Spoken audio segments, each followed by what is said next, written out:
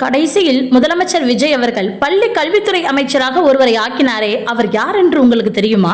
ஒரு காலத்தில் பிரபல யூடியூபராக இருந்தவர்தான் இவர். அவர் பேர்தான் ராஜ்மோகன் ஆறுமுகம். 2008 விஜய் தொலைக்காட்சியில் ஒளிபரப்பான தமிழ் பேச்சு எங்கள் மூச்சு அப்படிங்கிற சீசன் 2ல வெற்றியாளராக திகழ்ந்தவர் தான் இந்த ராஜ்மோகன் அவர்கள்.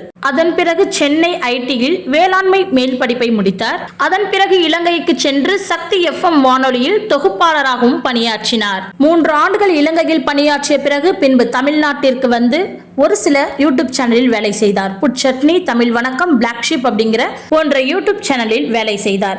வேலை செய்து கொண்டே மதுரை காமராஜர் பல்கலைக்கழகத்தில் மக்கள் தொடர்பியல் பட்டப்படிப்பையும் முடித்தார்.